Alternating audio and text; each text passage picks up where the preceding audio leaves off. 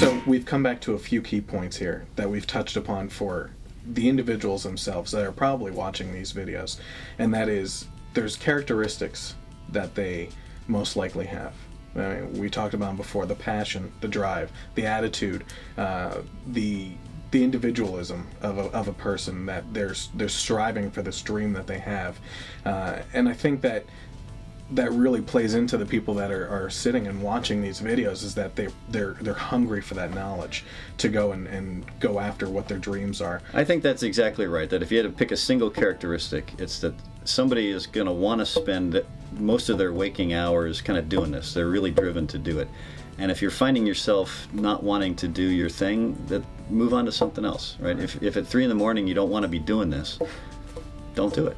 And I think another thing to go along with the waking hours and thinking about it all the time is that one topic that has come up and up again with all of the entrepreneurs that we've interviewed is that the business itself for an entrepreneur or even a business owner never stops from before the 8 o'clock in the morning to the 5 o'clock in the afternoon. They're thinking about it all the time.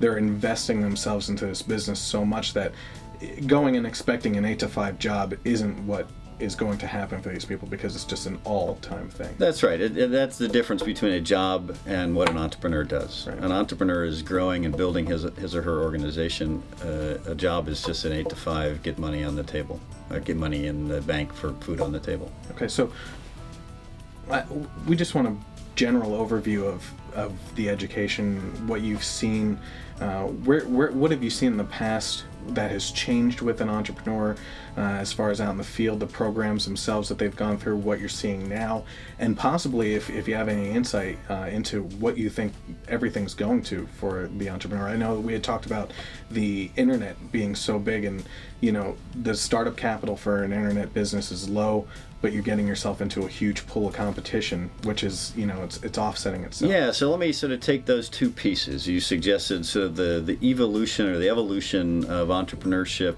over the last couple of decades and what I've seen. And then the second piece is, the internet business problem. Entrepreneurship education over the last 15, 20 years, as I've seen it evolve, really is that it didn't exist 20 years ago. I mean, there were some entrepreneurial programs in the country. A few schools were doing it, but it was pretty fringy. It was really a niche in and of itself.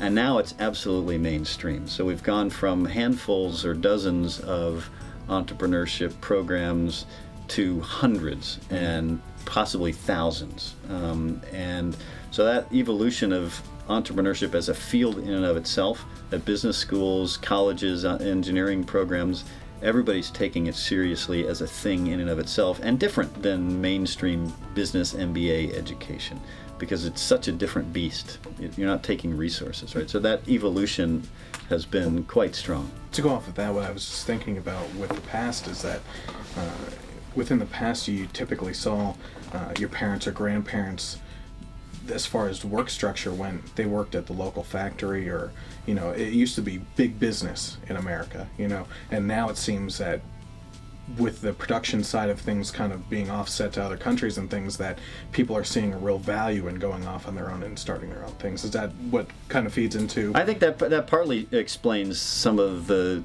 people taking it much more seriously as a field in and of itself, that it's a legitimate career path to become an entrepreneur. Go to school and learn entrepreneurship has become quite a legitimate thing to do, maybe because you can't go to work at the Bethlehem Steel right down the street here. Right, exactly. Doesn't exist anymore. 30,000 people in my community here in Bethlehem, Pennsylvania used to work at the Steel, we called it. And they're bankrupt, they're out of business, doesn't exist. And so what's on the Bethlehem Steel site is a bunch of entrepreneurial companies, 5 blocks away, and that's where the value creation in the economy is coming from. And as far as the internet and the future of things, what would your insight into that be then? Yeah, so the internet is a really interesting business problem or an entrepreneurial problem, because one of the great things about it, it makes information available to us, and so we can get ideas from it, right? Ideas all over the place. We can share ideas, makes it great for entrepreneurs. Networking, you can post videos just like this one, right? Learn from each other. Great. The other thing that makes it great is that there's so many things that are possible to do for cheap, right? In your dorm room or in your bed at night on your laptop, you can try to create your entrepreneurial business. Very low barrier to getting something up and running, posting something, trying to get some Google ads, make a little bit of money on the side. That's great for an entrepreneur, easy entry.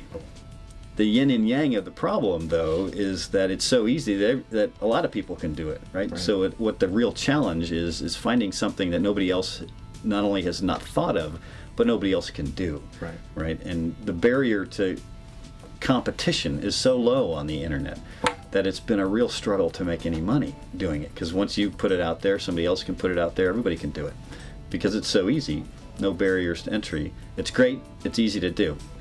It's terrible, it's too easy to do. That's the struggle on the internet. Okay. And do you see your program itself hitting a plateau as far as students coming in for the programs each year, or do you think it's just blowing up and growing? What we're seeing is two types of growth. One is sort of growth in the traditional areas of interest in entrepreneurship, right? So our introductory courses are always full. So if we doubled the number of opportunities, which we did last semester, we offered 2 courses instead of 1. At the same course, Entrepreneurship 1 was always full. So we added another one, it filled up. So that's growing, but I think even more strongly is the growth in interest in a broader array of entrepreneurial things. Let's save the planet, let's save our community, let's save the environment.